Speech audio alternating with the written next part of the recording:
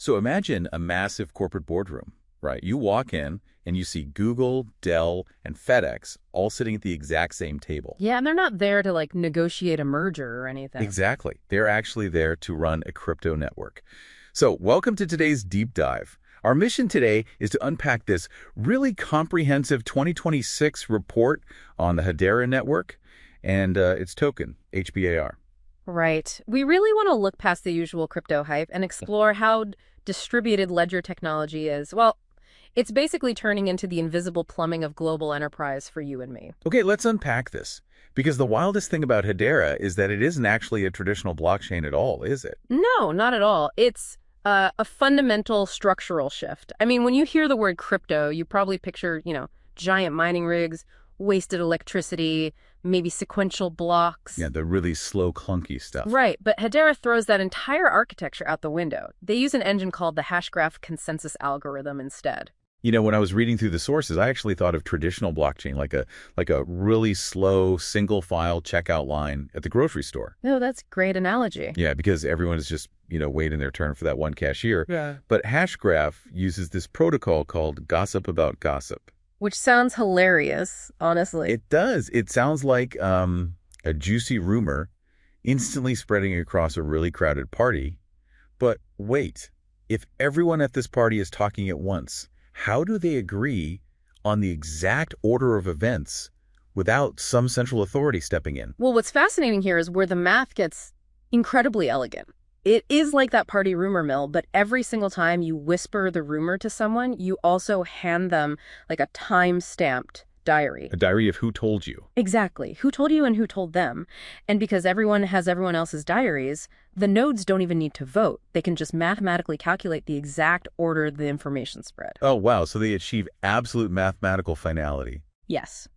It's called asynchronous Byzantine fault tolerance, which, is the highest theoretical security standard for distributed systems. And the report notes they reach that in just, 3 to 5 seconds? Yeah, 3 to 5 seconds. Plus, it natively processes 10,000 transactions per second. Without needing to split the network up into smaller, vulnerable lanes. Completely natively. And it does all of this while remaining entirely carbon negative. Okay, so that unmatched speed and security definitely explains why Fortune 500 giants are paying attention.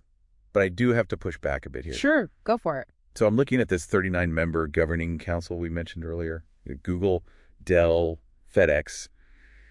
Doesn't handing the keys over to a boardroom of global conglomerates totally defeat the entire decentralization ethos?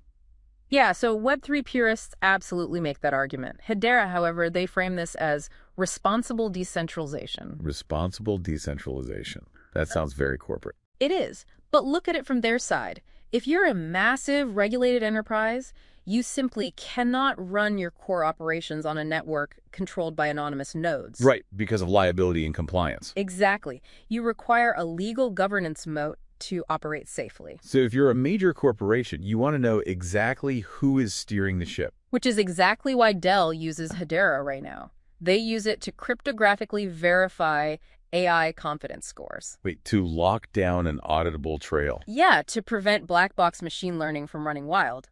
And FedEx uses it as a neutral trust layer to track their global logistics. I mean, they trust the council because they literally are the council. Okay, so let's look at the actual HBAR token then, because there is a glaring disconnect in the market data here. Oh, definitely. So what does this all mean? If this network is successfully powering global logistics and, AI audits processing billions of transactions, why is the token sitting at just 0.087 cents in May of 2026?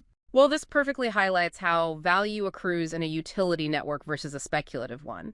The economic model here is entirely demand-driven. Because the network fees are fixed in US dollars, right? Right.